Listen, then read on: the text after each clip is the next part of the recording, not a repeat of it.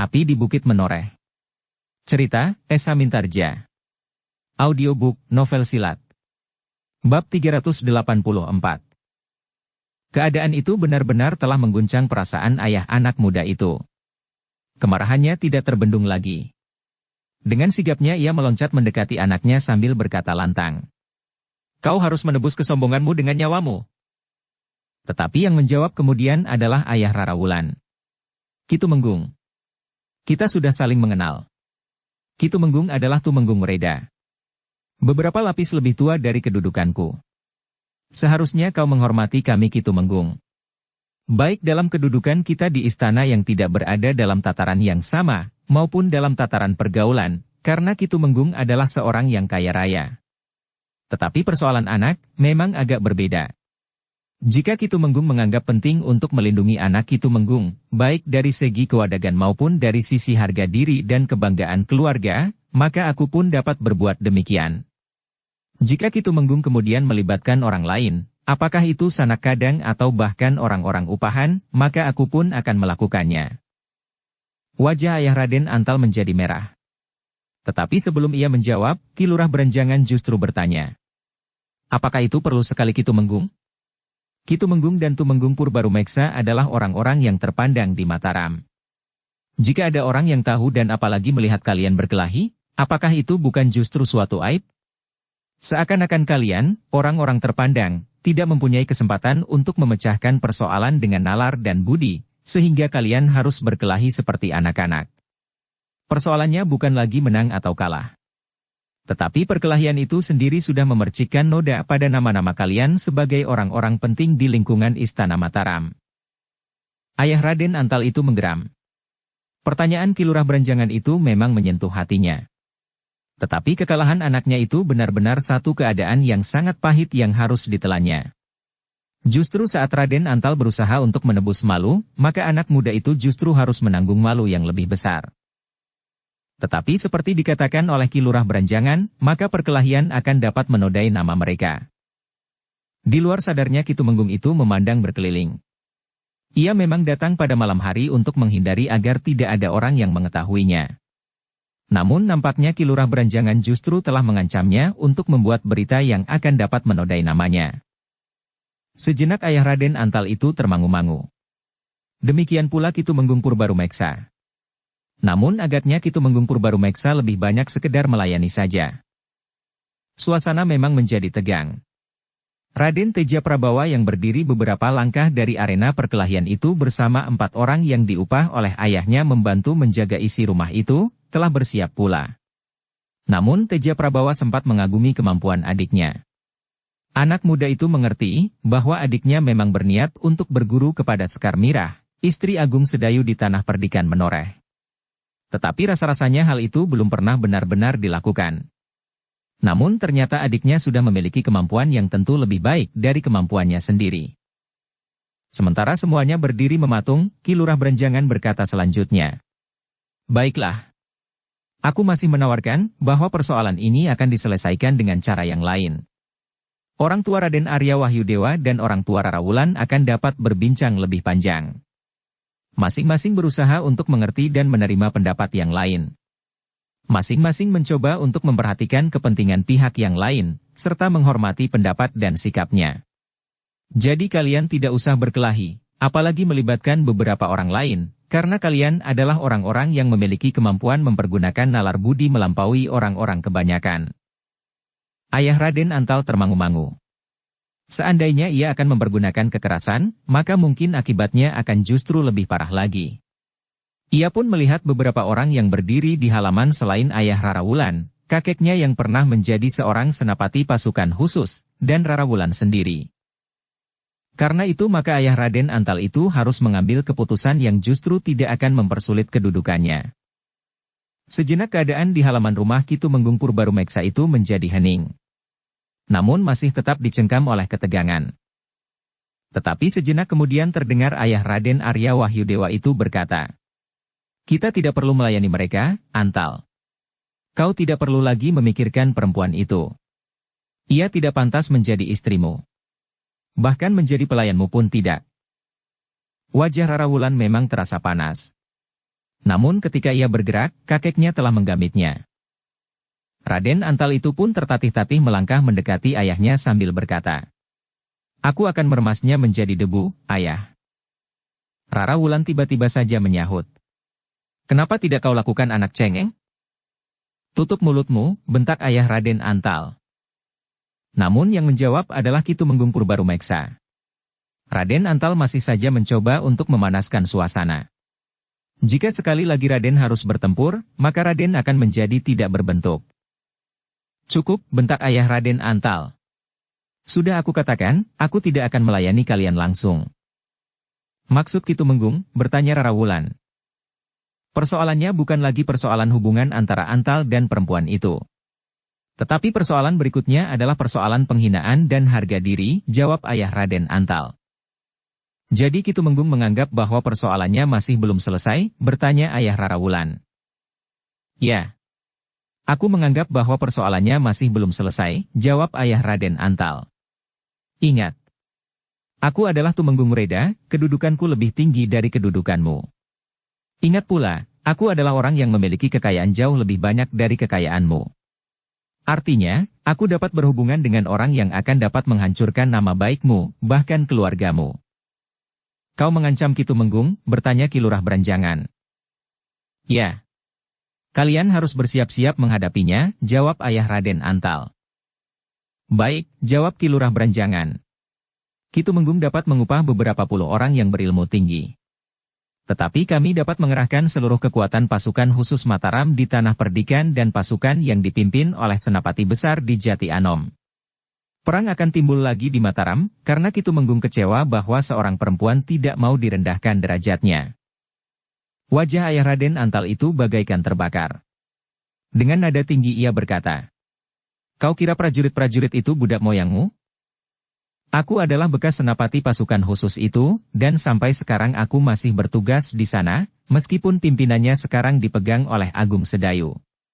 Sedangkan Senapati Besar Untara adalah kakak Agung Sedayu yang memimpin pasukan khusus itu," jawab Ki Lurah Beranjangan.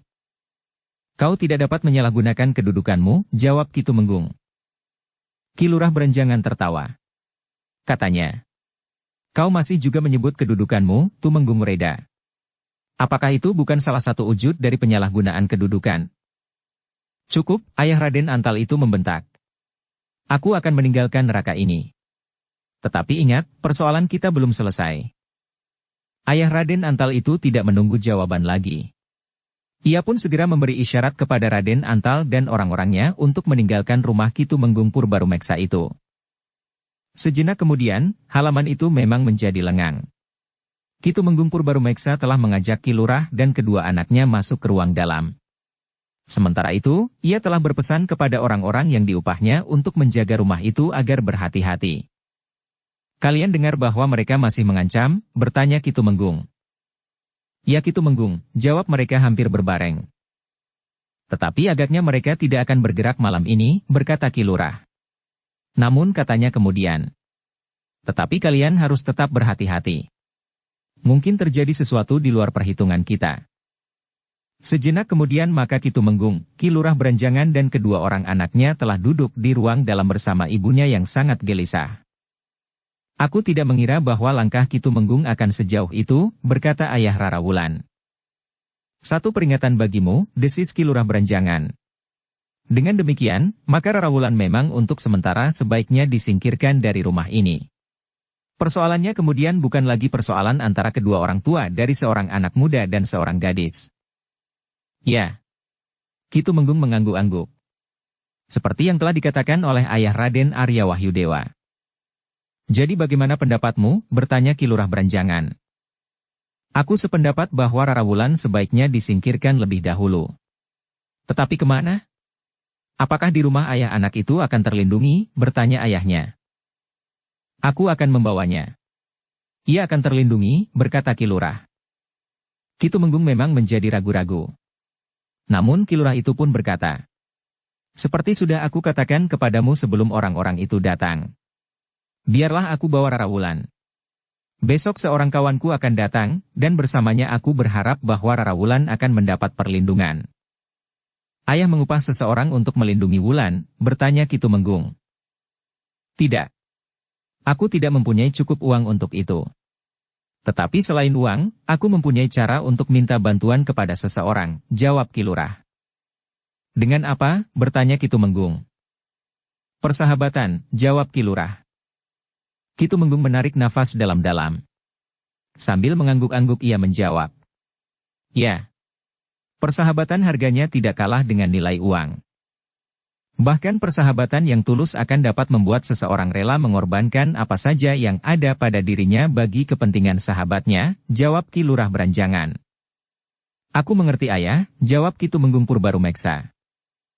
Nah, sekarang kau harus membuat pertimbangan yang mapan untuk menghadapi Raden Arya Wahyudewa. Ayahnya mempunyai uang. Ia dapat mengupah orang jauh lebih banyak dari yang dapat kau lakukan. Malam ini 8 orang. Besok mungkin 15 orang, atau 30 orang. Uang bukan masalah baginya, untuk menebus apa yang disebutnya sebagai aib keluarga itu.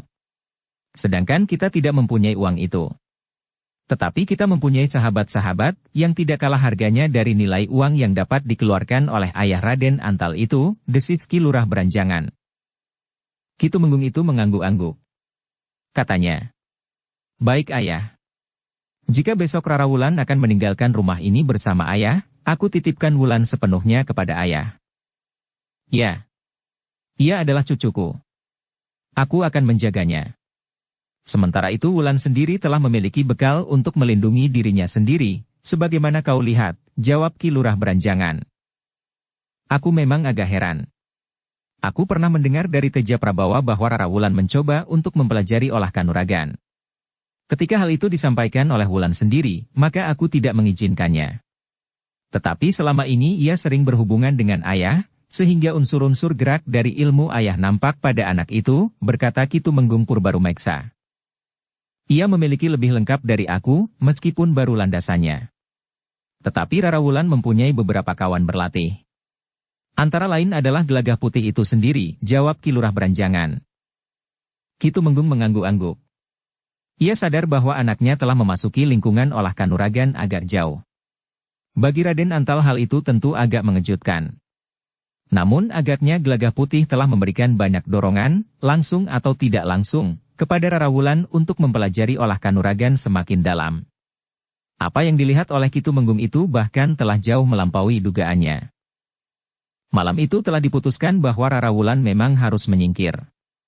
Ki Tumenggung sendiri akan menanggung segala kemungkinannya dengan sikap seorang laki-laki. Ia pun telah memberitahukan kepada Teja Prabawa bahwa ia pun harus bersikap sebagaimana Ki Tumenggung sendiri. Aku yakin bahwa Rara Wulan pun tidak akan lari seandainya ia harus bertahan. Tetapi justru karena Rara Wulan yang menjadi sasaran kemarahan keluarga Raden Antal, maka untuk sementara biarlah Rara Wulan tidak nampak di rumah ini. Mudah-mudahan pada suatu saat kemarahan keluarga itu mereda, sehingga tidak ada persoalan lagi bagi Rara Wulan untuk kembali ke rumah ini, berkata ayahnya. Baiklah, sahut Ki Lurah beranjangan. Besok aku akan membawanya. Tetapi masih ada satu pesan, ayah, berkata Ki Tumenggung.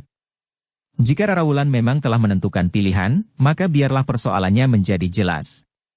Biarlah tidak ada lagi teka-teki di antara keluarga sendiri. Aku mengerti, jawab Ki Lurah beranjangan. Demikianlah, meskipun Rara Wulan sendiri sebenarnya tidak ingin bersembunyi, tetapi ia akan melakukannya. Ia tidak akan dapat diketemukan oleh keluarga Raden Antal, jika ia sudah berada di antara anggota-anggota Gajah Liwung. Sejenak kemudian maka Ki Tumenggung pun telah mempersilahkan Ki Lurah beranjangan untuk beristirahat. Demikian pula anak-anaknya.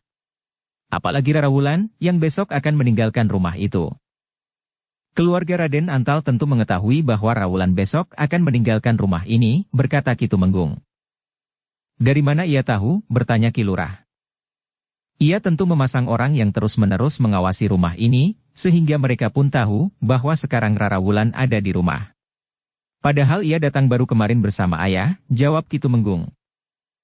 Ki Lurah mengangguk-angguk. Katanya, tidak ada salahnya jika ia tahu bahwa Rara Wulan telah pergi.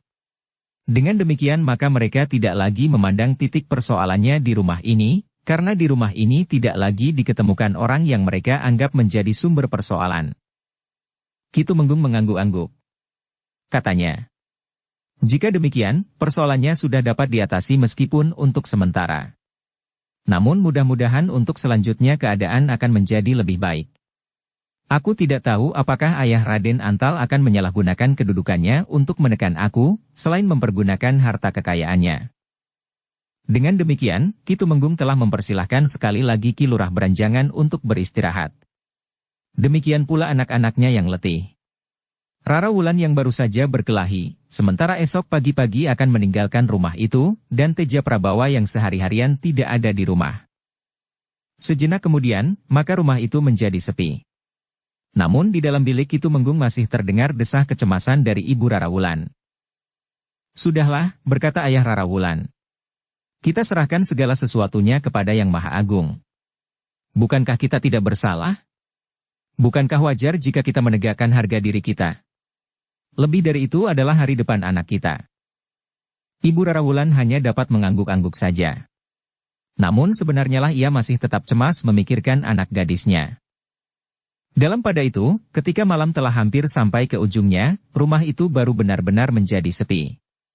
Namun keempat orang yang diupah oleh Ki Tumenggung masih saja mengamati rumah itu dengan saksama. Jika biasanya mereka tidur bergantian, maka malam itu keempat orang itu telah berjaga-jaga. 2 orang di depan rumah dan 2 orang di belakang. Bahkan kadang-kadang mereka juga melangkah mengelilingi halaman dan kebun di belakang rumah. Tetapi bukan hanya keempat orang itu sajalah yang tidak dapat tidur nyenyak. Ki Lurah Beranjangan sendiri, Rara Wulan dan bahkan Ki Tumenggung seakan-akan semalam suntuk tidak memejamkan matanya. Sekali-sekali mereka terlena. Tetapi hanya untuk beberapa saat saja. Berbeda dengan mereka, Teja Prabawa justru sempat tidur. Ia cukup percaya kepada 4 orang yang berjaga-jaga di luar rumah. Sementara itu, semua pintu telah diselarak dengan rapat. Pagi-pagi sekali, Ki Lurah Beranjangan telah keluar dari biliknya. Ia langsung pergi ke Pakiwan untuk mandi. Sementara itu, 2 dari keempat orang yang berjaga-jaga di rumah itu, mendapat kesempatan untuk tidur barang sejenak. Sedangkan 2 orang akan tidur kemudian, meskipun matahari sudah naik. Ketika fajar semakin terang, maka seisi rumah itu pun telah terbangun. Ki Tumenggung telah pergi ke dapur untuk melihat pembantu-pembantu rumahnya bekerja, mempersiapkan minuman dan makanan. Demikian matahari terbit, maka minuman panas pun telah dihidangkan bersama beberapa potong makanan. Dalam pada itu, selagi Ki Tumenggung dan Ki Lurah Beranjangan berbincang-bincang di pendapa sambil meneguk minuman panas, maka seseorang telah memasuki regol halaman rumah Ki Tumenggung. Ketika keduanya berpaling ke regol, maka Ki Lurah pun telah bangkit berdiri sambil berkata, "Nah, itulah orang yang aku katakan. Ia datang sebagaimana dijanjikan. Ia salah satu contoh dari seorang sahabat yang baik." "Siapa?" bertanya Ki Tumenggung. "Ki Jairaga," jawab Ki Lurah Beranjangan. Keduanya kemudian telah bangkit dan turun menyongsong ke halaman. Sesaat kemudian, keduanya pun telah duduk pula kembali di pendapa bersama tamunya, Ki Jairaga. Bahkan Rara Wulan yang mengetahui bahwa Ki Jairaga telah datang, telah menemuinya pula di pendapa. Ki Lurah pun kemudian telah memperkenalkan Ki Jairaga dengan Ki Tumenggung Purbarumeksa, yang sebelumnya belum pernah berkenalan. "Mungkin kita pernah bertemu," desis Ki Tumenggung. Ki Jairaga tersenyum. Katanya, "Aku memang sering berkeliaran di Mataram. Kemarin aku datang bersama kakek dan Ki Jairaga," berkata Rara Wulan. "Oh," Ki Tumenggung mengangguk-angguk. "Ki Lurah juga telah mengatakannya. Aku mengucapkan terima kasih." Ki Tumenggung berhenti sejenak, lalu katanya pula, "Sayang, Ki Jairaga kemarin tidak bermalam di rumah ini. Di mana Ki Jairaga semalam bermalam?" Ki Jairaga tersenyum.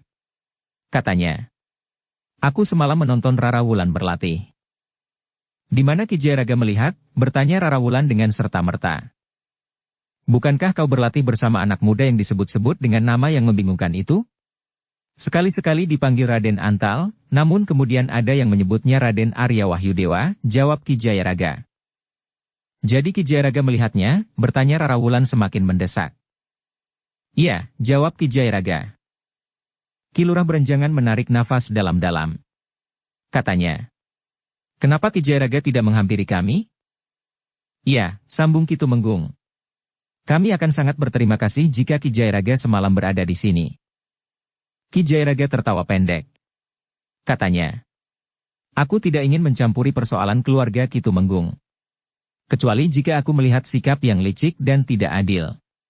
Misalnya, jika semalam orang-orang yang dibawa oleh ayah Raden Antal itu ikut campur, dan ternyata mengancam keselamatan Rara Wulan, barulah aku turut campur, meskipun barangkali tidak akan dapat membantu keadaan. Ki Lurah Berenjangan pun tertawa. Katanya kepada menantunya. Itu adalah gaya Ki Jayaraga berbicara. Aku mengerti. Orang-orang yang berilmu semakin tinggi tentu akan menjadi semakin mengendap perasaannya.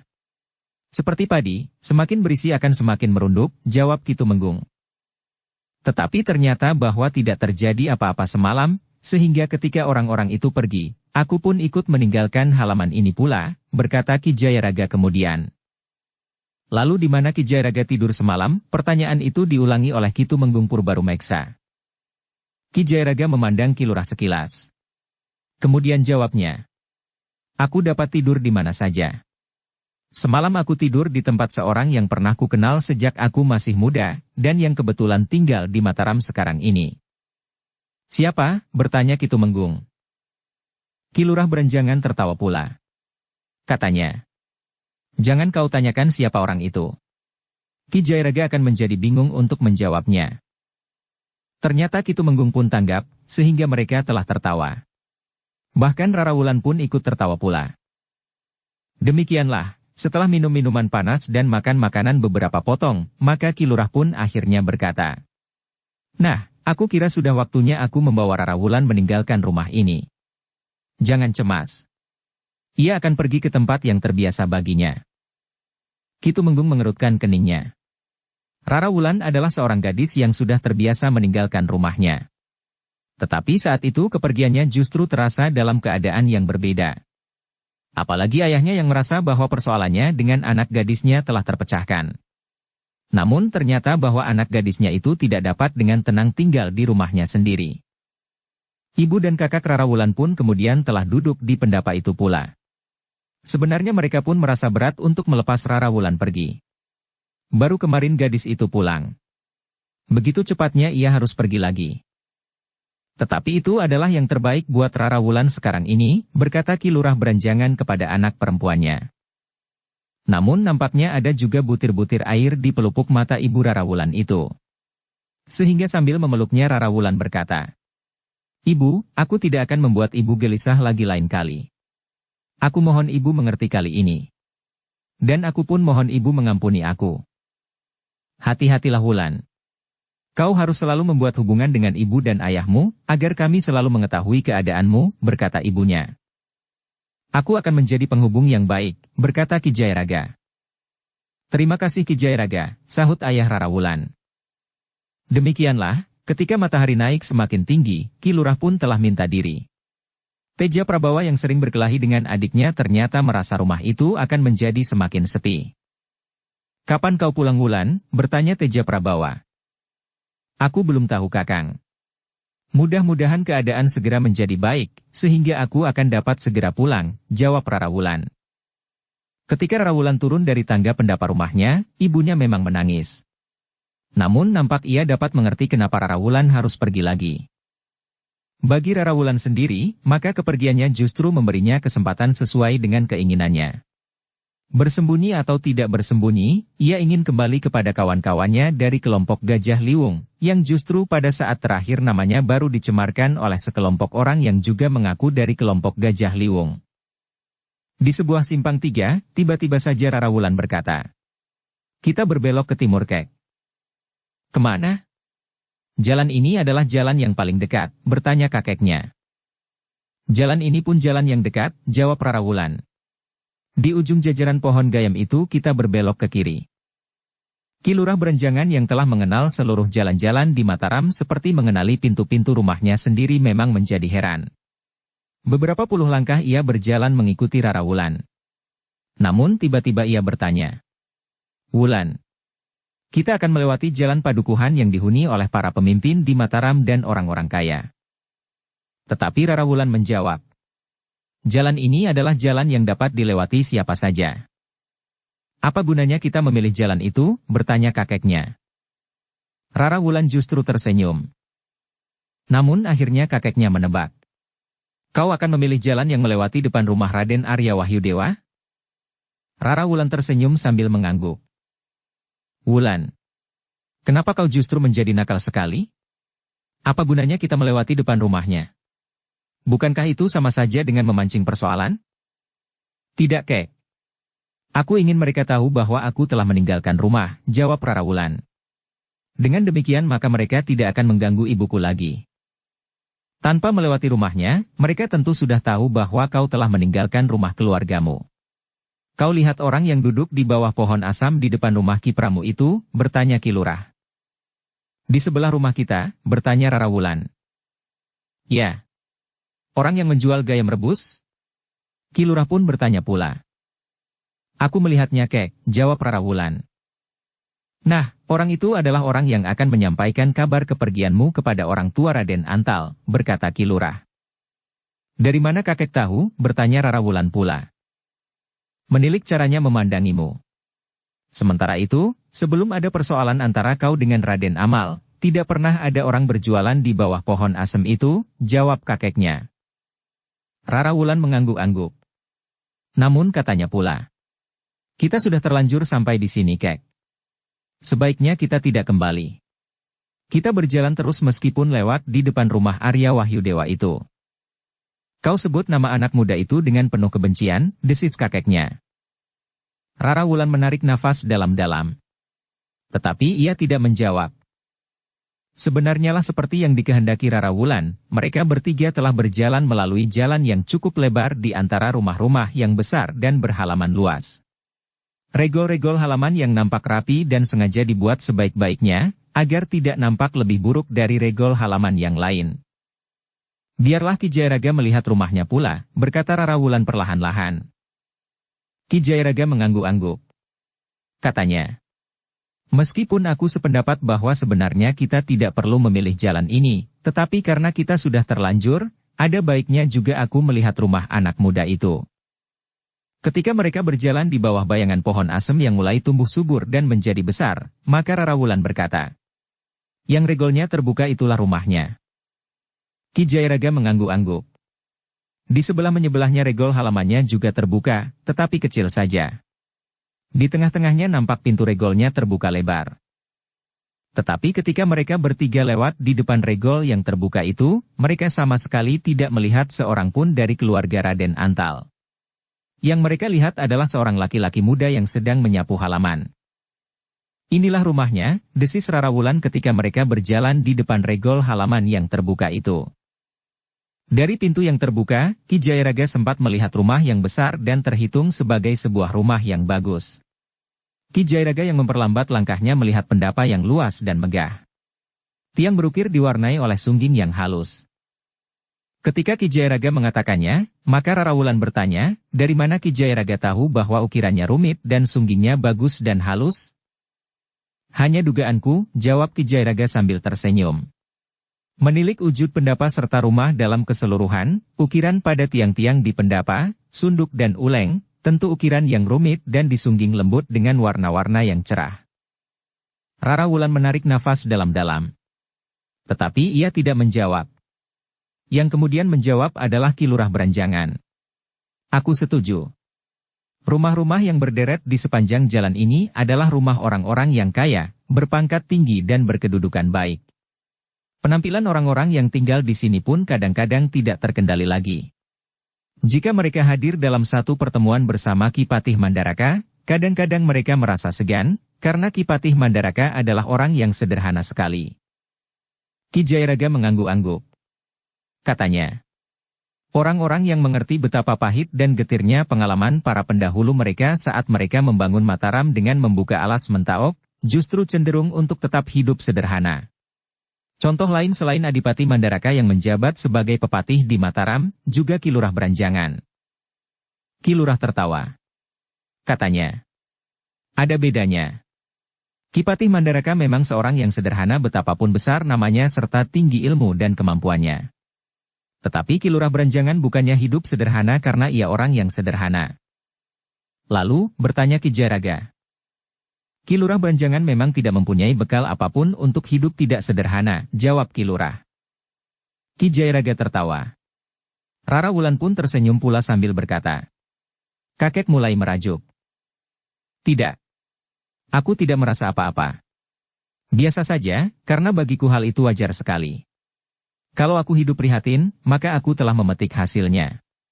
Suami anakku adalah seorang tumenggung, meskipun tumenggung yang baru diangkat, jawab Ki Lurah Beranjangan sambil mengangkat dadanya. Rara Wulan tertawa berkepanjangan. Namun suara tertawanya patah ketika mereka mendengar kaki kuda mendekat.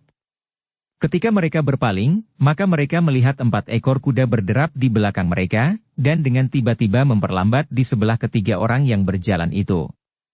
Bahkan kuda yang terdekat hampir saja menyentuh tubuh Ki Jayaraga yang berada di paling tengah. Dengan tergesa-gesa Ki Jayaraga bergeser mendesak Rara Wulan yang berjalan di tengah, seperti kebanyakan seorang tua yang ketakutan disentuh hidung kuda yang tegar. Yang di paling depan di antara mereka adalah Raden Antal sendiri.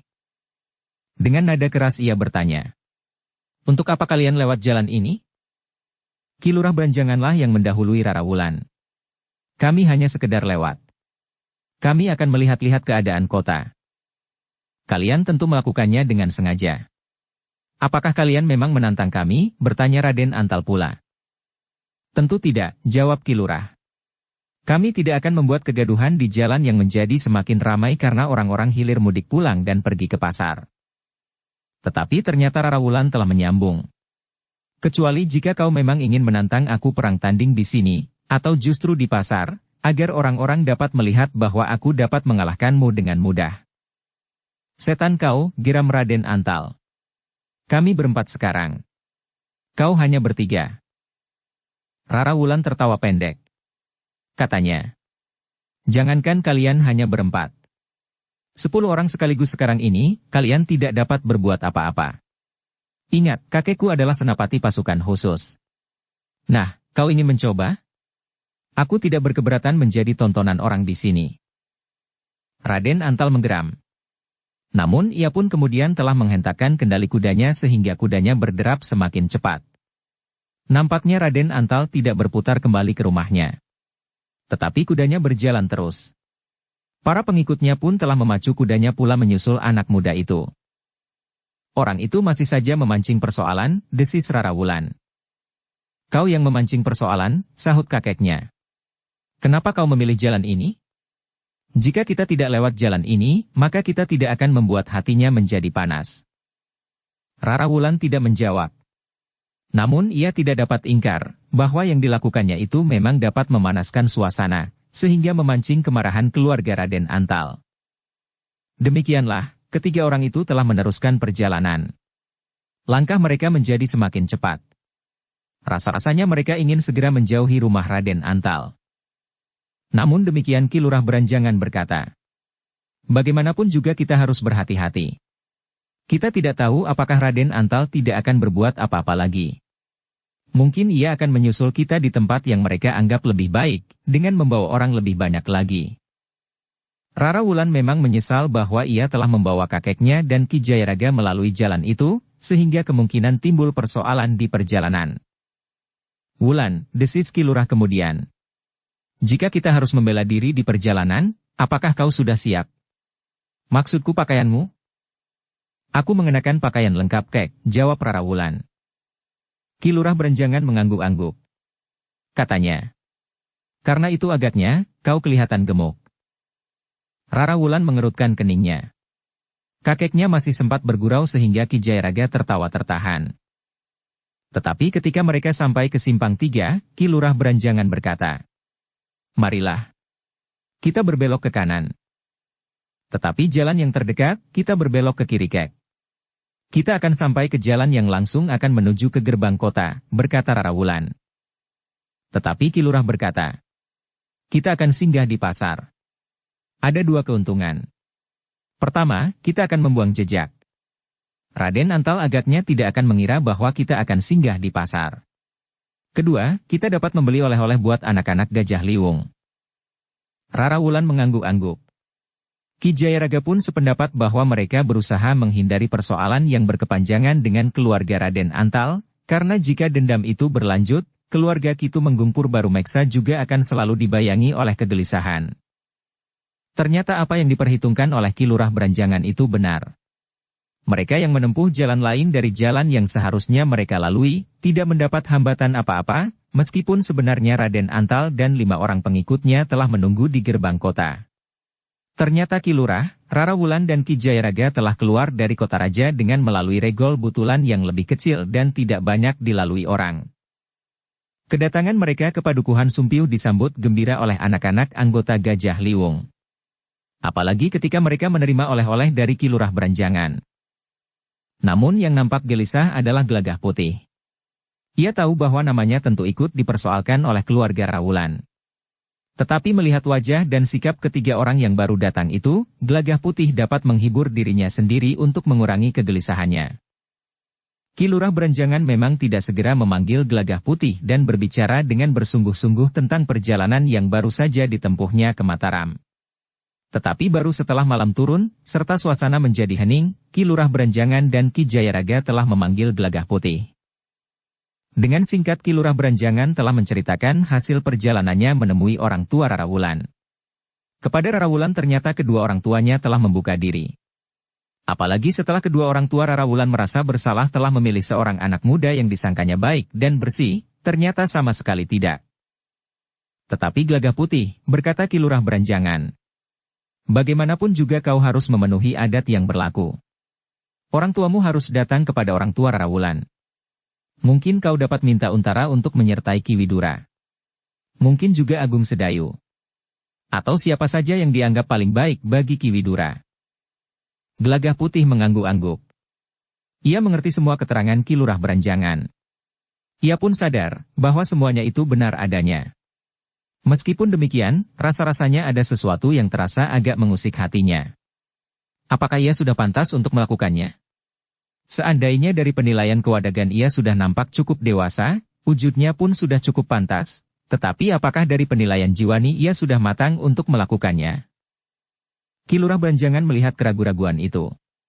Karena itu maka ia berkata, Gelagah Putih, seandainya orang tuamu datang menemui kedua orang tua Rara Wulan, itu bukan berarti bahwa besok atau lusa kau harus melangsungkan pernikahan. Hari-hari itu dapat ditentukan bersama-sama. Mungkin setahun lagi, atau bahkan lebih. Gelagah Putih mengerutkan keningnya. Namun kemudian ia pun mengangguk-angguk. Namun tiba-tiba saja terbersit sesuatu di hati Ki Lurah Beranjangan. Ia telah mengambil tanggung jawab sepenuhnya atas Rara Wulan. Karena itu, ia justru mulai merasa khawatir atas keberadaan Rara Wulan di antara anggota-anggota Gajah Liwung. Kelompok yang dengan sengaja telah memasuki lingkungan yang keras dan bahkan sangat berbahaya. Rasa-rasanya sebelumnya ia tidak pernah terlalu memikirkan keselamatan Rara Wulan. Namun ketika pertanggungjawabannya atas Rara Wulan ditegaskan, Ki Lurah justru menjadi cemas. Namun bukan sekedar karena Rara Wulan bergelimang kekerasan dan bahaya. Karena itu, ternyata Ki Lurah merasa perlu untuk memanggil Rara Wulan, agar ia dapat ikut menentukan kemungkinan yang terbaik bagi dirinya sendiri. Baru ketika Rara Wulan telah ada di antara mereka, Ki Lurah Beranjangan bertanya, Rara Wulan, apakah kau benar-benar telah merasa mapan berada di antara anggota-anggota Gajah Liwung? Pertanyaan kakek terdengar aneh, desis Rara Wulan. Kenapa tiba-tiba hal itu kakek tanyakan? Aku justru berpendapat lain, Wulan. Sebagai seorang gadis sebaiknya kau tidak berada di antara anggota-anggota Gajah Liwung, berkata kakeknya. Aku tidak tahu yang kakek maksudkan, sahut Rara Wulan. Kelompok Gajah Liwung untuk seterusnya akan menghadapi satu perjuangan yang sangat keras, justru karena kehadiran kelompok yang lain, yang juga bernama Gajah Liwung. Karena itu, sebagai seorang gadis sebaiknya kau mulai memikirkan satu dunia yang lebih mapan bagimu, berkata Ki Lurah. Kenapa kakek tiba-tiba menjadi seorang yang asing bagiku? Sejak lama aku tidak pernah mendapat teguran apa-apa. Sekarang kakek merasa bahwa kehadiranku di kelompok ini tidak wajar, berkata Rara Wulan. Setelah aku bertemu dengan ayah dan ibumu, yang dengan penuh pengharapan ingin melihat kau tumbuh menjadi dewasa dan kemudian hidup sebagai seorang istri dan tentu saja seorang ibu, membuat aku berpikir ulang atas kehadiranmu di sini, berkata Ki Lurah Beranjangan. Selain keselamatan wadakmu, aku juga memikirkan keselamatan jiwamu. Jika terlalu lama kau berada di dalam dunia kekerasan seperti ini, maka jalan hidupmu pun akan sangat terpengaruh. Aku tidak mengerti maksud kakek, desis Rara Wulan. Selain itu semua Wulan, berkata Ki Lurah. Tidak baik kau berada di tempat ini bersama-sama dengan Gelagah Putih. Kakek tidak percaya kepadaku, bertanya Rara Wulan dengan wajah yang tegang. Bukan tidak percaya. Tetapi selama kita masih juga berkulit daging dan bertulang, maka kehilafan akan dapat saja terjadi, jawab Ki Lurah. Jadi apa sebenarnya yang kakek maksudkan, bertanya Rara Wulan dengan nada tinggi. Rara Wulan, desis Ki Lurah beranjangan. Kau sekarang sepenuhnya telah diserahkan kepadaku. Karena itu, aku benar-benar harus memikirkan keselamatanmu lahir dan batin. Karena itu, aku ingin menawarkan kepadamu, agar kau benar-benar berada di tanah perdikan menoreh. Wajah Rara Wulan menjadi tegang.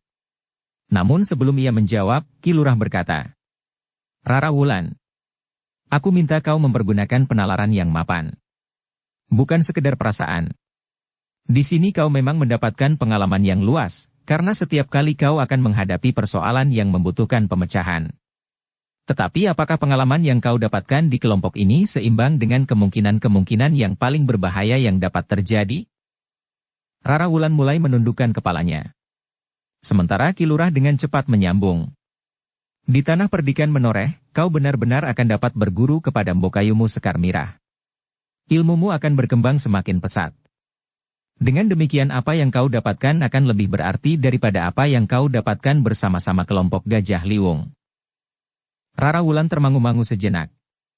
Ia mulai membuat pertimbangan-pertimbangan tentang kemungkinan-kemungkinan yang dapat terjadi jika ia berada di kelompok Gajah Liwung itu, serta kemungkinan-kemungkinan yang akan dapat dicapainya jika ia berguru di tanah perdikan menoreh. Selebihnya, Rara Wulan pun mulai memikirkan dirinya sendiri. Apakah ia sebagai seorang gadis yang telah dijodohkan dengan seorang anak muda, pantas selalu berada di tempat yang sama siang dan malam, dalam ketidakterbatasan? Rara Wulan mulai memikirkan kepantasan bagi seorang gadis, yang sebelumnya tidak pernah dipikirkannya. Apakah yang pantas itu ikut menentukan hidup seseorang? Pertanyaan itu mulai tumbuh. Rara Wulan menyadari sepenuhnya, bahwa kedua orang tuanya serta kakeknya tidak berkeberatan atas hubungannya dengan Gelagah Putih. Namun yang dituntut kemudian adalah kepantasan itu. Apakah yang pantas dilakukannya? Tentu saja sebagai seorang gadis sewajarnya. Karena dalam tatanan kehidupan terdapat paugeran-paugeran yang harus dianutnya. Ia dapat saja melakukan hal-hal yang tidak menghiraukan paugeran-paugeran dan tatanan kehidupan. Namun kemudian hidupnya pun tidak lagi seperti kehidupan sewajarnya. Sebagaimana jika ia tetap berada di kelompok Gajah Liwung, maka ia tidak dapat hidup sebagai kebanyakan gadis-gadis. Baik gadis di kota raja, maupun di padukuhan-padukuhan. Ki Lurah memang melihat Rara Wulan sedang merenung. Karena itu, maka yang menjadi sasaran pertanyaannya kemudian adalah Gelagah Putih.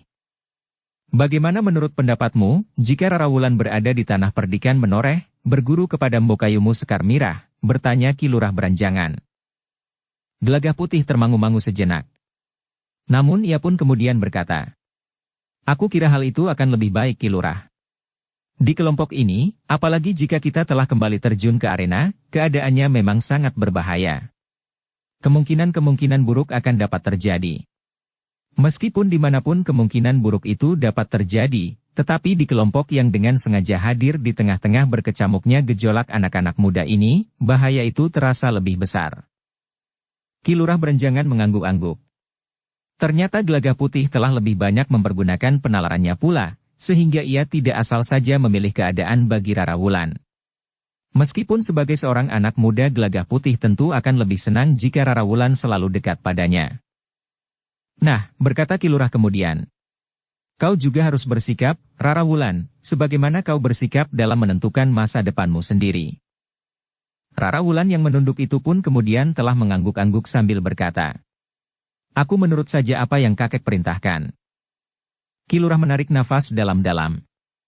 Jika Rara Wulan berkata demikian, itu berarti bahwa ia setuju. Ia akan menolak dengan tegas jika ia memang tidak sependapat. Karena itu, maka katanya.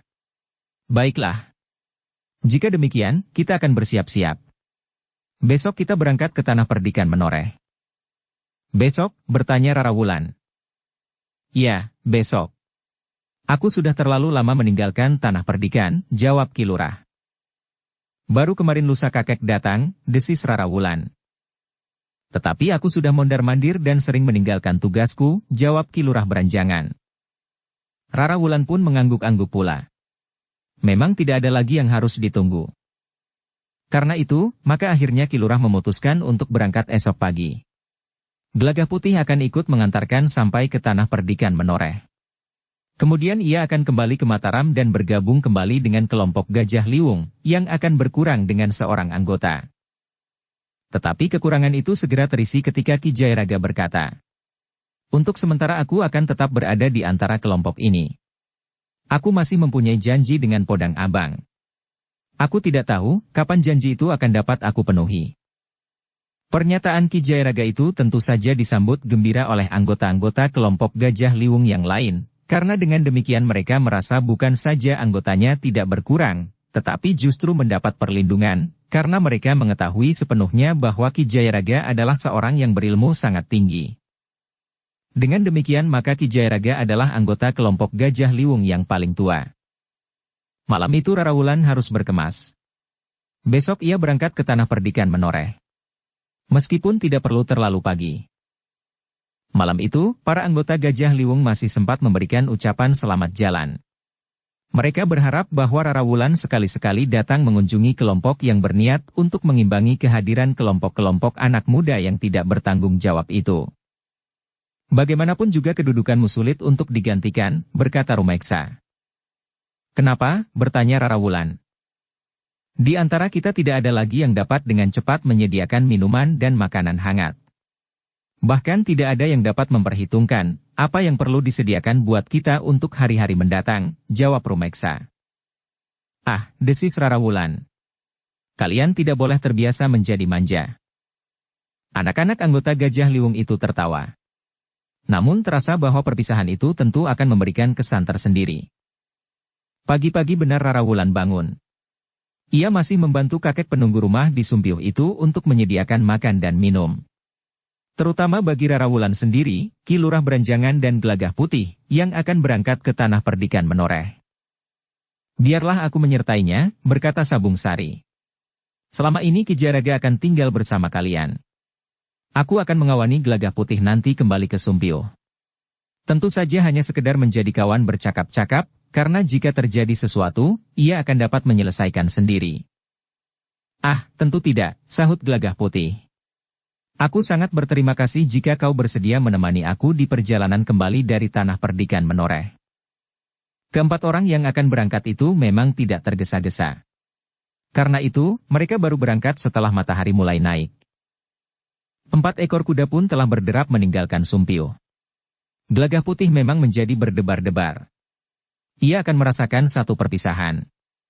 Tetapi hal itu tentu akan lebih baik bagi Rara Wulan dan baginya sendiri. Meskipun di Mataram masih sering terjadi keributan, namun mereka berempat tidak menemui hambatan apapun di perjalanan.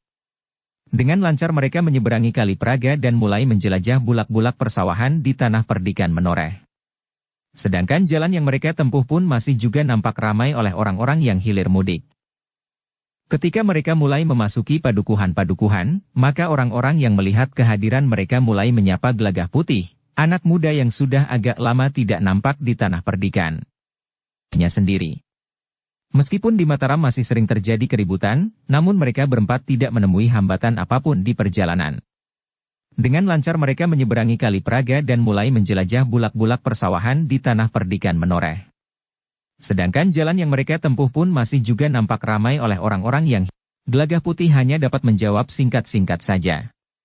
Sambil tersenyum ia selalu berkata, "Nanti kita akan berbicara panjang.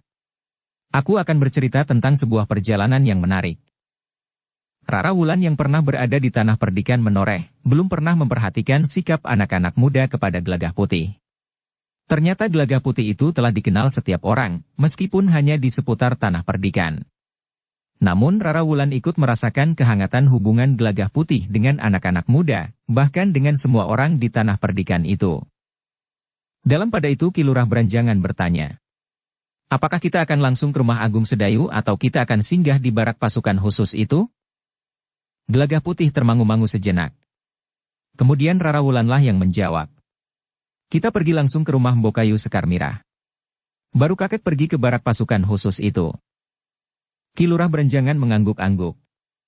Katanya, baiklah. Kita akan langsung ke rumah Mbokayumu Sekar Mirah. Ia tentu akan terkejut melihat kau datang. Sebenarnya lah, beberapa saat kemudian keempat ekor kuda itu telah memasuki padukuhan induk.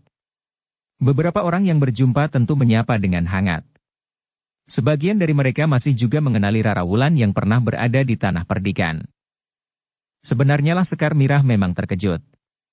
Tetapi kemudian ia merasa gembira mendapat seorang tamu yang dikenalinya dengan baik, bahkan yang telah meminta ilmu kepadanya, meskipun baru setitik kecil. Yang berniat untuk selanjutnya pada satu kesempatan berguru kepadanya. Marilah, silahkan duduk. Sekar Mirah pun menyambut mereka dengan suaranya yang ceria. Sejenak kemudian, keempat orang itu pun telah duduk di pendapa. Ketika Gelagah Putih akan langsung pergi ke belakang, Sekar Mirah mencegahnya. Katanya, kau temani tamu-tamu kita dahulu. Aku akan pergi ke dapur. Namun demikian Sekar Mirah berada di dapur bersama pembantu di rumahnya. Rara Wulan pun telah berada di dapur pula. Ketika Sekar Mirah mempersilahkannya ke pendapa, Rara Wulan menjawab, aku di sini saja. Sekar Mirah hanya tersenyum saja. Ia sudah mengenal sifat gadis itu. Karena itu, maka dibiarkannya Rara Wulan ikut sibuk mempersiapkan hidangan bagi tamu-tamunya. Setelah minum minuman hangat dan makan makanan secukupnya, ternyata Ki Lurah Berenjangan segera minta diri untuk pergi ke barak pasukan khusus di Tanah Perdikan Menoreh. Namun sebelum ia meninggalkan rumah itu, Ki Lurah telah menyerahkan Rara Wulan kepada Sekar Mirah. Dengan terus terang Ki Lurah mengatakan apa yang telah dialami oleh keluarga Rara Wulan. Juga hubungannya dengan Gelagah Putih. Tetapi juga persoalan yang belum selesai dengan Raden Arya Wahyudewa. Bahkan mungkin masih ada anak-anak muda yang lain, yang tidak merasa segan memburunya, berkata Ki Lurah Berenjangan. Apalagi mereka yang merasa mempunyai dukungan dari kelompok-kelompok anak-anak muda yang tidak bertanggung jawab. Sekar Mirah mengangguk-angguk. Katanya, baiklah Ki Lurah. Karena Gelagah Putih adalah adikku, maka aku akan menganggap Rara Wulan sebagai adikku pula. Mudah-mudahan persoalan yang berhubungan dengan anak-anak muda itu tidak sampai mengikutinya ke Tanah Perdikan ini. Jaraknya cukup jauh, sehingga setelah 1-2 bulan mereka akan melupakannya. Mudah-mudahan, desis Ki Lurah. Nanti aku juga akan menyampaikannya kepada Agung Sedayu di barak. Silahkan Ki Lurah. Kakang Agung Sedayu tentu akan segera pulang kalau ia tahu di rumah ada tamu. Namun Sekar Mirah pun menjadi ragu, sehingga ia bertanya kepada Gelagah Putih. Berapa hari kau tinggal di Tanah Perdikan? Besok kami akan kembali, jawab Gelagah Putih. Begitu cepat, bertanya Sekar Mirah. Kami mempunyai tugas di Mataram, meskipun tugas itu kami susun sendiri, jawab Gelagah Putih. Baiklah, berkata Sekar Mirah. Kakangmu Agung Sedayu akan menyesuaikan dirinya dengan rencanamu. Hari-hari terakhir, kakangmu banyak kesibukan di baraknya. Di pasukannya itu telah diterima 50 orang baru, sehingga kakangmu menjadi sibuk. Tetapi nanti jika mereka sudah mapan, maka pekerjaannya akan menjadi biasa kembali. Jika demikian, berkata Sabung Sari. Apakah tidak lebih baik kita juga pergi ke barak saja? Gelagah Putih termangu-mangu. Namun kemudian ia pun mengangguk sambil berkata, baiklah. Kita akan pergi ke barak. Keduanya pun kemudian telah minta diri pula. Nampaknya mereka tidak ingin terlalu lama menunggu Agung Sedayu, sehingga merekalah yang datang ke tempat Agung Sedayu yang sedang sibuk itu. Demikianlah, sejenak kemudian Ki Lurah Berenjangan, Gelagah Putih dan Sabung Sari pun telah meninggalkan rumah itu menuju ke barak pasukan khusus. Kedatangan mereka ke barak pasukan khusus Mataram di Tanah Perdikan Menoreh diterima dengan gembira oleh Agung Sedayu. Apalagi Ki Lurah Berenjangan memang masih mempunyai tugas di barak itu. Secara khusus Agung Sedayu telah menerima mereka setelah ia menghentikan kesibukannya sejenak. Kami tidak ingin mengganggu, berkala Sabung Sari. Aku juga perlu beristirahat. Apalagi para pemimpin yang lain dari barak ini dapat menanganinya. Hanya karena mereka orang-orang baru, kadang-kadang aku sendiri langsung berada di antara mereka, agar mereka lebih banyak mengenal aku sebagai pemimpin pasukan khusus ini, jawab Agung Sedayu. Dalam pada itu, Ki Lurah pun telah menceritakan kepentingan mereka datang ke Tanah Perdikan. Mereka mengantarkan Rara Wulan yang untuk sementara perlu disembunyikan, meskipun Rara Wulan sendiri tidak senang mendengar istilah itu. Namun ia mengakui bahwa ia memang bersembunyi. Dengan singkat pula Ki Lurah menceritakan apa yang telah terjadi di Mataram, di luar kegiatan mereka sebagai anggota Gajah Liwung, terutama yang menyangkut keluarga Rara Wulan. Agung Sedayu mengangguk-angguk. Katanya, "Baiklah. Jika demikian biarlah ia di sini. Ia justru akan dapat menjadi teman Sekar Mirah menunggui rumah." Sejak Rara Wulan kembali ke Mataram pada kunjungannya yang terakhir beberapa hari itu, Sekar Mirah memang sering menanyakan keselamatannya, karena Sekar Mirah tahu bahwa Rara Wulan ada di dalam sebuah kelompok anak-anak muda yang telah membebani diri mereka sendiri dengan tugas-tugas yang sangat berat, yang kadang-kadang harus berani menyentuh kemungkinan yang paling buruk sekalipun. Ki Lurah mengangguk-angguk. Katanya, "Baru setelah aku berbicara dengan kedua orang tuanya, aku menyadari bahwa yang dilakukan oleh Rara Wulan itu sangat membahayakan keselamatannya, bahkan kadang-kadang ia harus mempertaruhkan nyawanya. Jika sesuatu terjadi, betapa kedua orang tuanya menyesal." Untung Ki Lurah belum terlambat menyadari, desis Agung Sedayu sambil tersenyum. "Ah, jangan membuat aku berdebar-debar. Kadang-kadang aku juga menyesal jika aku teringat akan tingkah laku gadis bengal itu," jawab Ki Lurah. Namun dalam pada itu Agung Sedayu pun merasa bahwa ia akan ikut bertanggung jawab, setelah Ki Lurah menyebut-nyebut nama Gelagah Putih. "Kau adalah kakak sepupunya, sebagaimana Untara," berkata Ki Lurah beranjangan. "Agaknya kalian tentu akan dapat membantu Ki Widura." Agung Sedayu tersenyum. Katanya, "Tentu saja, bukankah itu wajar sekali?" Ki Lurah beranjangan mengangguk-angguk. Desisnya, "Tentu kedua orang tua Rara Wulan akan berterima kasih. Bagaimanapun juga mereka hidup di lingkungan orang-orang yang masih menganggap bahwa kedudukan itu termasuk satu syarat yang penting untuk menjaga martabat seorang tumenggung, seorang senapati pasukan khusus, seorang apalagi. Keluarga Rara Wulan akan merasa bangga. Bukan karena kedudukan itu akan mampu mempengaruhi kehidupan Rara Wulan kelak, karena hal itu akan sangat tergantung kepada yang menjalaninya, tetapi orang-orang di sekelilingnya akan menganggap bahwa keluarga Tumenggung Purbarumeksa benar-benar keluarga yang terhormat." Agung Sedayu justru tertawa. Katanya kemudian, "Bagaimanakah tanggapan mereka, maksudku para tetangga, keluarga yang lain, sanak kadang, jika akhirnya mereka tahu bahwa bakal menantu Ki Tumenggung adalah anak padesan yang tidak lebih dari seorang petani kecil yang miskin?" Ki Lurah beranjangan juga tertawa. Katanya, "Tidak apa-apa. Untuk menutupi kekurangan itu, biarlah mereka yang berani menghinakan calon menantu itu diadu saja berkelahi. Jika mereka tidak dapat mengalahkan petani kecil itu, mereka harus tetap menghormati." Sabung Sari pun tertawa berkepanjangan. Namun Agung Sedayu pun kemudian berkata, "Baiklah. Aku persilahkan kalian melihat-lihat di barak ini sebentar. Nanti aku pun akan segera kembali. Aku akan menemui Rara Wulan pula." Ternyata Agung Sedayu justru telah mengajak tamu-tamunya untuk melihat kegiatan para prajurit dan pasukan khusus dalam latihan-latihan.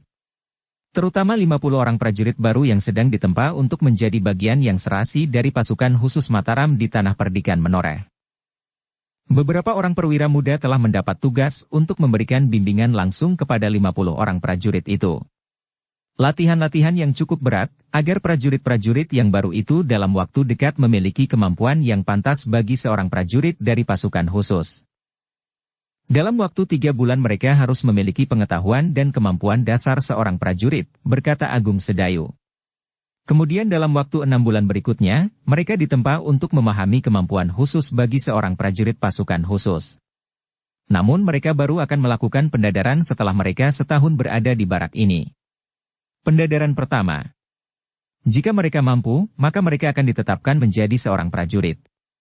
Namun mereka masih harus menempuh latihan-latihan yang lebih khusus. Menjelang matahari turun ke punggung bukit, maka Agung Sedayu pun telah menyelesaikan tugasnya untuk hari itu. Setelah berkemas sejenak, serta memberikan beberapa pesan kepada para pembantunya, maka ia pun telah meninggalkan barak itu bersama Sabung Sari dan Gelagah Putih. Sementara Ki Lurah beranjangan justru akan tinggal di barak itu. Namun dalam kesempatan yang pendek, sebelum Agung Sedayu pulang, Ki Lurah telah menyerahkan Rara Wulan kepada keluarga Agung Sedayu, sebagaimana dikatakannya kepada Sekar Mirah. Besok aku akan datang untuk melihat anak itu, berkata Ki Lurah. Agung Sedayu mengangguk-angguk. Katanya, Sekar Mirah akan menjaganya dengan baik. Demikianlah, beberapa saat kemudian maka Agung Sedayu, Sabung Sari dan Gelagah Putih telah meninggalkan barak itu.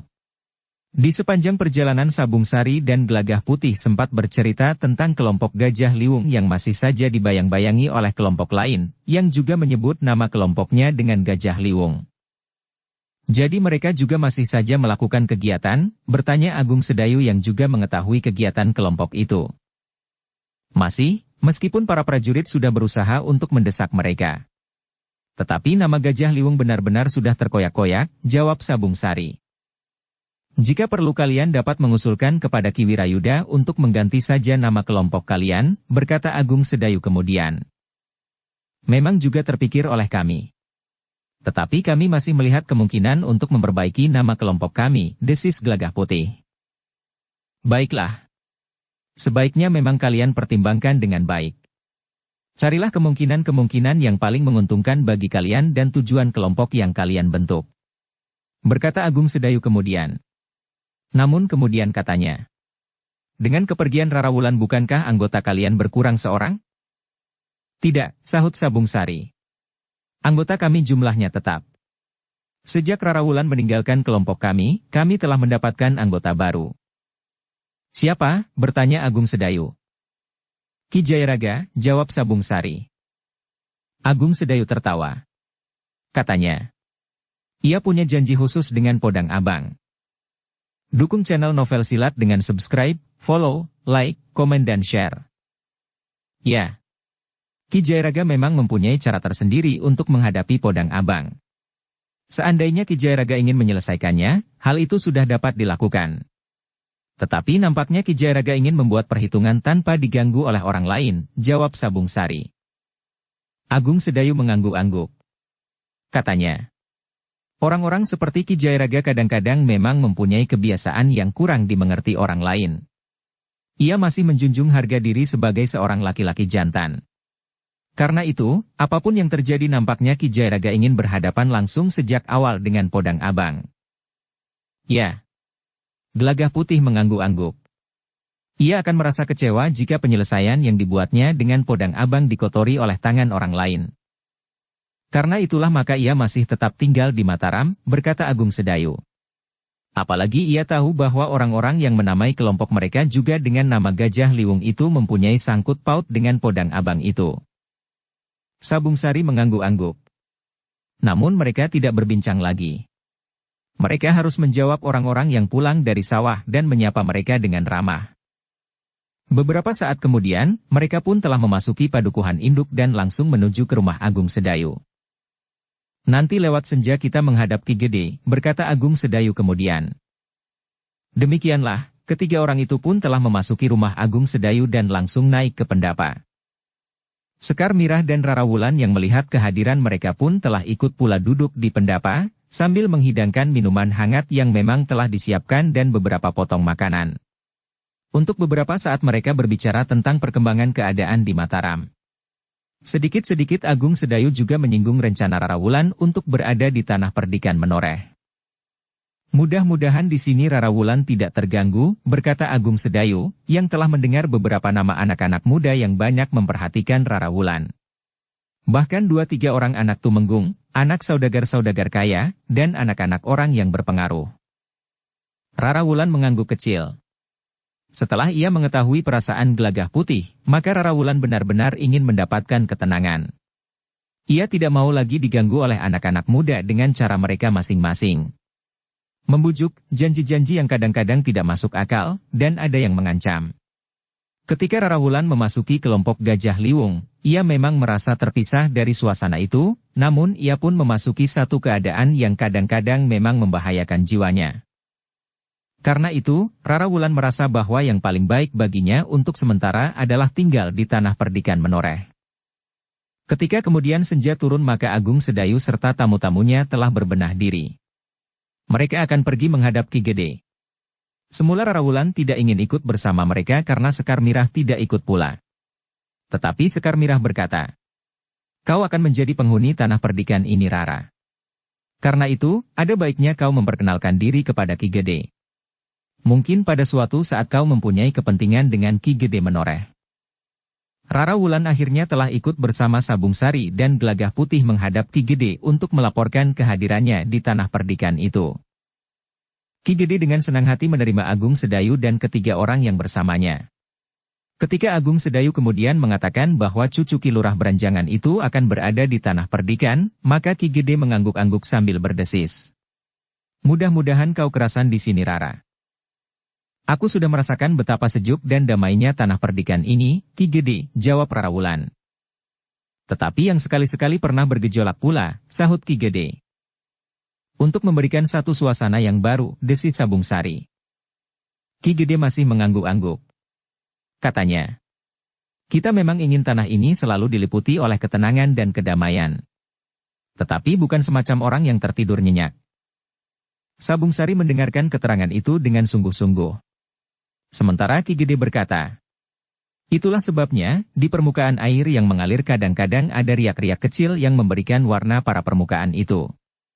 Meskipun di tanah perdikan ini harus tetap dipertahankan ketenangan dan kedamaian, namun di dalam setiap jantung harus ada gejolak yang menggetarkan suasana kehidupan tanah perdikan ini, dalam bingkai ketenangan dan kedamaian itu.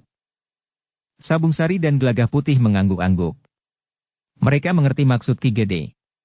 Apalagi bagi Gelagah Putih yang ada di dalam rangkuman kehidupan di tanah perdikan itu, meskipun untuk sementara ia berada di luarnya. Tetapi hanya untuk waktu yang pendek, karena beberapa lama kemudian ia pun akan kembali lagi memasuki lingkungan yang tenang dan damai, namun tetap bergerak dalam putaran yang meningkat. Namun dalam pada itu, Agung Sedayulah yang kemudian berkata, Rara Wulan tentu akan kerasan tinggal di tanah perdikan ini, karena kakeknya pun berada di sini. Ki Lurah Banjangan, bertanya Ki Gede. Ya. Bukankah Ki Lurah untuk sementara juga berada di barak pasukan khusus itu, desis Agung Sedayu. Ki Gede mengangguk-angguk. Dengan nada dalam ia berkata, mudah-mudahan kehadiran kalian menjadi pertanda tanah perdikan menoreh akan menjadi semakin ramai. Rara Wulan tersenyum. Katanya, bukankah tanah perdikan ini berkembang dengan pesat? Ki Gede pun tersenyum. Dengan wajah yang terang Ki Gede menjawab, kita bersama-sama mengharap. Agaknya memang telah disediakan oleh Yang Maha Agung tanah yang cukup, air dan berjenis-jenis tanaman yang dapat dikembangkan. Kemampuan dan keterampilan memanfaatkan nalar dan budi. Jika ternyata kita tidak berhasil, maka itu adalah karena kesalahan kita sendiri. Bukan hanya Rara Wulan yang mengangguk-angguk. Tetapi juga Agung Sedayu, Sabung Sari dan Gelagah Putih. Demikianlah. Beberapa saat lamanya mereka berbincang-bincang namun ketika malam menjadi semakin malam, maka Agung Sedayu pun telah mohon diri untuk kembali ke rumahnya bersama Gelagah Putih, Rara Wulan dan Sabung Sari. Sampai kapan kau berada di Mataram, Gelagah Putih? Bertanya Ki Gede. Tidak akan terlalu lama lagi Ki Gede, jawab Gelagah Putih. Padukuhan-padukuhan telah merindukanmu. Bendungan-bendungan serta susukan-susukan yang mengairi sawah dari bulak-bulak yang membentang. Apalagi saat ini Ki Jayaraga juga sedang pergi, berkata Ki Gede kemudian. Aku akan segera kembali Ki Gede, desis Gelagah Putih. Tiba-tiba saja ia pun telah merindukan padang-padang rumput yang hijau terbentang di bawah lereng-lereng pegunungan. Hutan yang hijau lebat dihuni oleh berbagai jenis binatang buas. Sawah, ladang dan pategalan. Tetapi untuk sementara Gelagah Putih memang belum dapat meninggalkan Mataram. Hampir di luar sadarnya Gelagah Putih telah bertanya. Apakah Kiwas kita tidak ada di tanah perdikan? Beberapa hari yang lalu Kiwas kita ada di sini. Tetapi sekarang Kiwas kita sedang kembali. Mungkin dalam waktu dekat ia akan kembali menengok tanah perdikan ini, jawab Ki Gede. Kiwas kita telah menjadi semakin tua, desis Agung Sedayu. Seperti Kiai Gringsing, agaknya ia sudah harus lebih banyak beristirahat. Ya. Ki Gede mengangguk-angguk. Namun kemudian nada kata-katanya merendah. Aku pun harus sudah banyak beristirahat.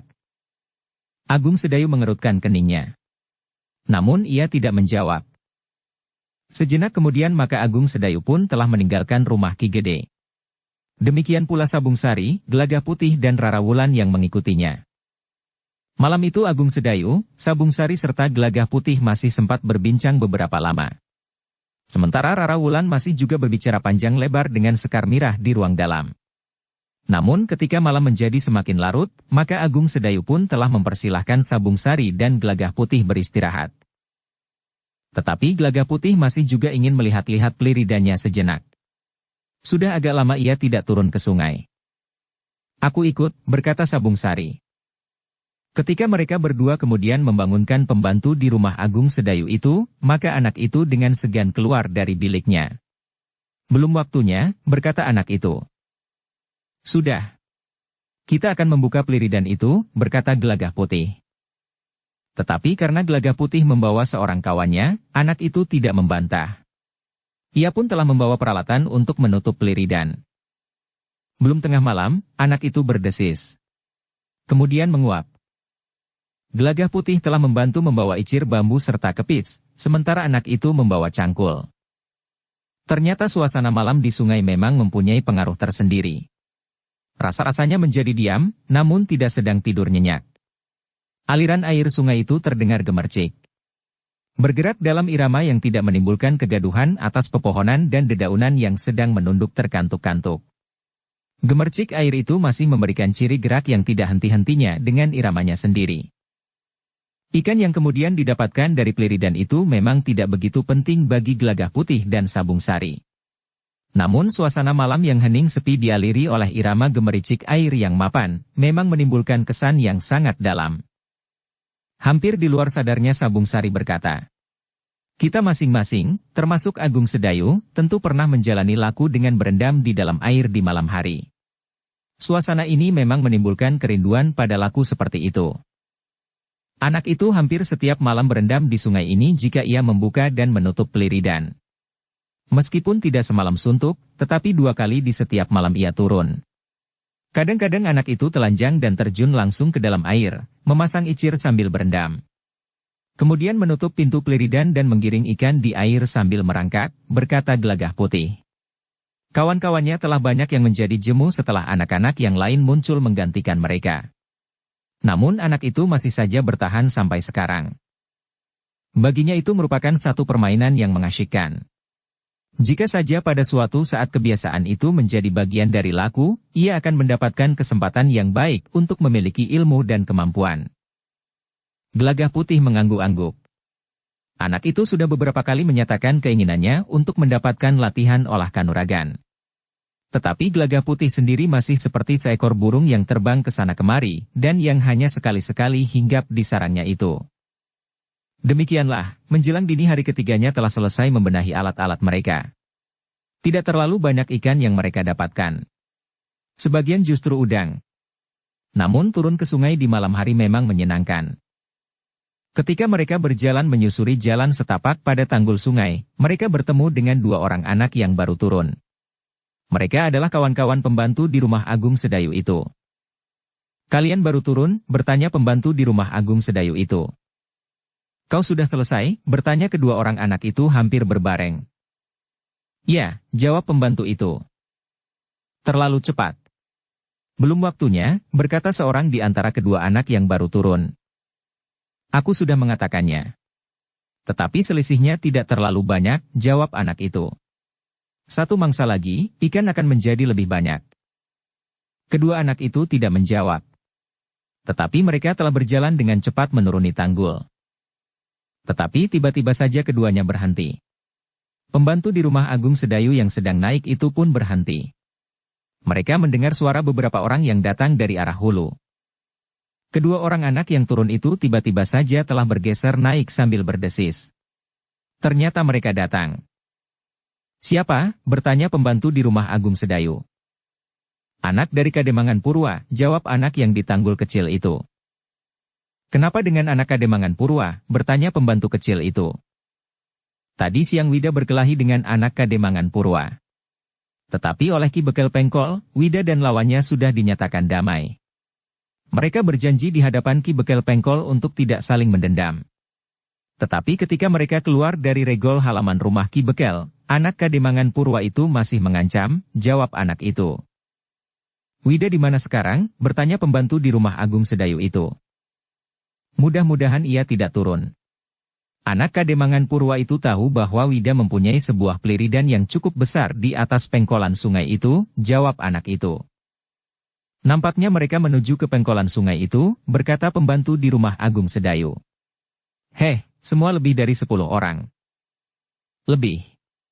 15 orang, desis anak yang kembali naik ke atas tanggul itu. Untung mereka belum melihat aku.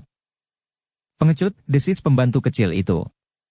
Aku akan menantang anak itu, seorang lawan seorang. Pest. Gelagah Putih telah menggamitnya. Jangan berkelahi, itu tidak baik. Ki Bekel Pengkol sudah dengan susah payah mendamaikan mereka. Tetapi buktinya mereka datang juga, desis pembantu kecil itu. Sekarang, cegah Wida agar tidak turun. Mudah-mudahan ia belum terlanjur pergi ke sungai, berkata Gelagah Putih. Mereka pun terdiam ketika sekelompok anak-anak lewat di bawah tanggul menyusuri pasir tepian. Ternyata bukan hanya anak-anak saja. Tetapi juga beberapa orang anak-anak muda. Curang, desis pembantu kecil itu. Mereka mengajak anak muda. Jika anak-anak muda padukuhan kita ini tahu, maka mereka akan menjadi lumat di sini. Tetapi berkelahi itu tidak baik, berkata Gelagah Putih kemudian. Baiklah. Kalian tunggu di sini. Biarlah aku yang mencari Wida. Bukankah Wida adik nama yang kau maksud? Anak itu mengangguk. Kemudian Gelagah Putih pun berkata kepada Sabung Sari. Tolong, tunggui anak-anak ini. Aku akan menemui Wida. Sejenak kemudian Gelagah Putih pun telah pergi meninggalkan ketiga anak-anak itu duduk di atas tanggul bersama Sabung Sari. Sepeninggal Gelagah Putih maka Sabung Sari pun berkata. Orang yang berkelahi itu kalah atau menang, kedua-duanya menjadi kesakitan. Apalagi kalian sudah sering bermain bersama. Kenapa harus berkelahi? Bukan kami. Tetapi Wida, jawab anak itu. Sabung Sari mengangguk-angguk sambil tersenyum. Katanya. Iya, maksudku Wida. Sebaiknya kalian tidak berkelahi. Pembantu kecil di rumah Agung Sedayu itu menjadi curiga. Ia pun kemudian bertanya menyelidik. Apakah kau juga tidak pernah berkelahi? Tidak. Tentu tidak, jawab Sabung Sari. Aku dan Gelagah Putih selalu menghindari perkelahian, karena perkelahian itu tidak menguntungkan sama sekali. Apalagi jika melibatkan banyak orang seperti ini. Tetapi Gelagah Putih sering, setidak-tidaknya pernah berkelahi, desis pembantu kecil itu. Sabung Sari tertawa tertahan. Apalagi ketika anak itu berkata. Bahkan Ki Agung Sedayu dan Nyi Sekar Mirah pun pernah berkelahi. Di mana? Bertanya Sabung Sari. Di rumah, jawab anak itu. Berkelahi di antara mereka, bertanya Sabung Sari kemudian. Tidak. Berkelahi dengan orang lain, jawab anak itu. Dalam waktu-waktu senggang mereka latihan berkelahi di sanggar. Nah, untuk apa mereka berlatih jika tidak untuk berkelahi? Sabung Sari hampir tidak dapat menahan tertawanya yang meledak. Katanya. Cerdas juga kau hei. Tetapi jika mereka berkelahi, itu karena terpaksa. Mereka tidak mempunyai pilihan lain untuk melindungi diri mereka daripada berkelahi, karena orang lain ingin mencelakai mereka. Bagaimana jika hal seperti itu terjadi pada Wida? Jika ada sekelompok orang mencarinya dan menjumpainya di peliridan di sebelah pengkolan itu, kemudian menyerangnya, bertanya anak itu pula. Sabung Sari masih tertawa sambil mengangguk-angguk. Katanya, jika keadaan memang menjadi demikian, apa boleh buat? Tetapi pada mulanya sekali, perkelahian itu harus dicegah. Anak-anak yang mencari Wida itu datang setelah Wida berkelahi lebih dahulu dengan orang-orang itu. Nah, kenapa Wida harus berkelahi, itulah soalnya. Mungkin perkelahian itu dapat dicegah sehingga anak-anak itu tidak perlu mencarinya. Anak itu mengangguk-angguk. Tetapi hampir tidak dapat didengar oleh orang lain ia berdesis. Yang terjadi sudah lewat dari saat-saat Wida berkelahi. Sabung Sari yang masih tertawa menepuk bahu anak itu sambil berkata. Sudahlah. Kita menunggu Gelagah Putih. Namun yang tiba-tiba datang berlari-lari adalah dua orang anak yang hampir saja meloncat turun dari atas tanggul. Tetapi salah seorang dari ketiga orang anak-anak yang duduk bersama Sabung Sari itu telah memanggil mereka. Hei, kau di sini, bertanya anak itu. Ada apa? Bertanya salah seorang anak yang duduk bersama Sabung Sari. Mereka datang. Wida berkelahi. Tetapi Wida hanya berlima saja. Ternyata mereka datang hampir 20 orang, berkata anak yang datang itu. Sabung Sari tidak dapat mencegah ketiga anak yang tiba-tiba saja sudah meloncat berlari bersama kedua orang anak yang baru datang itu. Namun Sabung Sari tidak membiarkan mereka. Ia pun telah bangkit dan mengikuti mereka pula. Tentu bukan hanya 3 orang anak itu. Mereka pasti memanggil kawan-kawan mereka yang lain lagi, sehingga yang akan berkelahi tentu melibatkan banyak anak-anak dan remaja. Pergilah lebih dahulu, teriak seorang di antara anak-anak yang memanggil itu. Aku akan memanggil kawan yang lain. Saat seperti ini mereka pasti berada di Pleridan seperti kalian. Kau hampir terlambat. Aku hampir pulang, jawab pembantu di rumah Agung Sedayu. Tetapi kawannya berteriak. Kami baru datang. 3 orang anak itu pun telah berlari menuju ke pengkolan, sementara 2 orang yang lain masih akan memanggil kawan-kawan mereka. Ketika ketiga orang anak itu sampai ke sebelah pengkolan, maka mereka melihat di tepian beberapa orang anak telah berkelahi melawan anak-anak Kademangan Purwa yang datang menyerang itu. Sementara itu Gelagah Putih ternyata telah berada di antara mereka untuk memisah. Tetapi karena Gelagah Putih hanya seorang diri, maka ia menjadi terlalu sibuk. Sabung Sari dengan tergesa-gesa telah turun pula. Demikian cepatnya ia sampai ke tepian dan ikut bersama Gelagah Putih memisahkan anak-anak yang sedang berkelahi itu. Tetapi Sabung Sari dan Gelagah Putih memang mengalami banyak kesulitan, karena anak-anak itu tiba-tiba saja telah berkelahi berpencaran. Beberapa orang anak yang lain menghambur turun dari tebing. Ternyata mereka adalah kawan-kawan Wida. Sulit sekali memisahkan mereka, berkata Gelagah Putih. Iya, jawab Sabung Sari. Mereka berkelahi seperti orang mabuk. Bahkan beberapa orang anak-anak muda yang datang dari Kademangan Purwa telah memukuli Gelagah Putih dan Sabung Sari sambil berteriak-teriak. Bantu adik-adikmu itu. Tetapi Gelagah Putih menjawab. Tidak. Aku ingin melerai perkelahian ini. Kau dengar. Aku koyakan mulutmu, teriak seorang anak muda. Gelagah Putih benar-benar menjadi bingung. Namun ia masih mempunyai akal. Tiba-tiba saja Gelagah Putih justru bergeser mengambil jarak dari anak-anak yang berkelahi itu. Tanpa dilihat oleh seorang pun di antara mereka, karena perhatian mereka tertuju kepada lawan-lawan mereka, Gelagah Putih telah melepaskan ilmunya menghantam tebing, sekitar 10 langkah dari mereka. Tiba-tiba saja terdengar suara gemuruh. Tebing itu runtuh berguguran. Anak-anak yang berkelahi itu terkejut bukan buatan, apalagi ketika mereka mendengar Gelagah Putih tiba-tiba saja berteriak. Gempa! Ada gempa! Tinggalkan tempat ini, atau kalian akan tertimbun tebing. Ternyata anak-anak itu benar-benar menjadi ketakutan. Selagi gema runtuhnya tebing itu masih terdengar, mereka pun telah berlari-lari menjauh. Anak-anak dari Kademangan Purwa pun berlari-lari meninggalkan pengkolan sungai itu dan kembali ke Kademangan mereka. Sementara Wida dan kawan-kawannya telah berlari-larian meninggalkan sungai itu, memanjat tebing di sebelah bawah, yang agak jauh dari tebing yang runtuh itu. Demikian anak-anak itu hilang di dalam kegelapan, maka Sabung Sari tertawa. Katanya, akalmu memang banyak Gelagah Putih. Gelagah Putih menarik nafas panjang sambil berkata, aku sudah menjadi bingung. Aku kira aku tidak berhasil melerai mereka. Kita cari anak-anak yang bersamaku tadi, berkata Sabung Sari kemudian. Kepis ikan, icir, cangkul dan peralatan lainnya agaknya masih ditinggal di tempat kalian menunggu tadi, berkata Gelagah Putih. Ya. Anak-anak itu bertiga tadi, jawab Sabung Sari. Keduanya kemudian telah melangkah kembali menyusuri tepian ke tempat Sabung Sari dan ketiga orang anak menunggu Gelagah Putih. Ternyata ketiga orang anak itu sudah berada di sana. Dengan nafas terengah-engah mereka menjadi gelisah menunggu Sabung Sari dan Gelagah Putih. Ketika Sabung Sari dan Gelagah Putih kemudian datang, maka kedua orang anak yang semula menunggu bersama Sabung Sari itu telah minta diri. Kami akan pulang saja. Biar malam ini kami tidak membuka Pleridan. Jantung kami masih berdebar-debar. Bukan karena anak-anak Kademangan Purwa, tetapi karena gempa yang menggugurkan tebing itu, berkata salah seorang dari mereka. Sementara itu Gelagah Putih menjawab.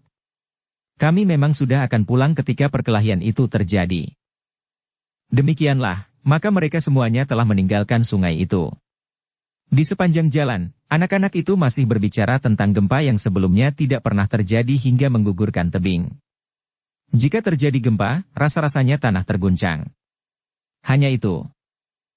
Namun di perjalanan kembali itu, Sabung Sari dan Gelagah Putih yang berjalan di belakang mereka telah berbincang pula tentang kemungkinan-kemungkinan yang dapat terjadi antara anak-anak yang tengah bermusuhan itu. Kita laporkan kepada Kakang Agung Sedayu, jawab Gelagah Putih. Tetapi hal ini tentu bukan tugas pasukan khusus itu, berkata Sabung Sari kemudian. Maksudku, Kakang Agung Sedayu tentu akan melaporkannya kepada Ki Gede. Tugas ini agaknya akan dibebankan kepada Prastawa. Ia akan dapat menanganinya dengan baik. Para pengawal akan memberikan beberapa petunjuk kepada anak-anak itu dan tentu saja orang tua mereka, jawab Gelagah Putih. Sabung Sari mengangguk-angguk. Katanya. Aku sempat melihat dalam keremangan malam, anak di rumah Agung Sedayu itu berkelahi seperti seekor harimau yang terluka. Tentu saja harimau kecil. Tetapi nampaknya ia sudah pernah mengenal meskipun hanya kulitnya saja, sedikit tentang kemampuan kanuragan. Hanya permainan saja, jawab Gelagah Putih. Kadang-kadang ia merengek minta diajari berkelahi. Tetapi sudah aku katakan setiap kali bahwa ia tidak boleh berkelahi.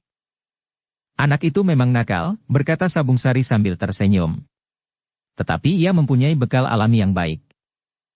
Tetapi perkelahian antara anak-anak itu akan sangat mencemaskan. Namun agaknya Prastawa mampu mengatasinya, desis Gelagah Putih kemudian. Lalu katanya. Di kota raja anak-anak muda saling berkelahi di bawah nama beberapa macam kelompok yang saling bermusuhan. Di sini anak-anak sudah mulai berkelahi. Sabung Sari mengangguk-angguk. Tetapi ia berdesis.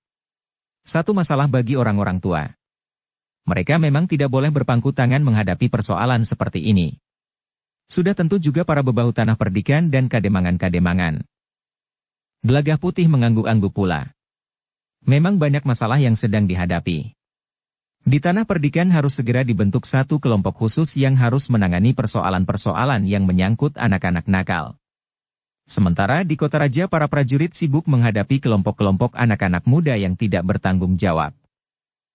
Dengan demikian, maka rasa-rasanya Gelagah Putih dan Sabung Sari itu ingin segera kembali ke Mataram untuk membantu mengatasi keadaan dengan cara mereka. Tetapi kelompok yang juga menyebut nama kelompoknya Gajah Liung itu benar-benar sudah melampaui batas kenakalan anak-anak muda.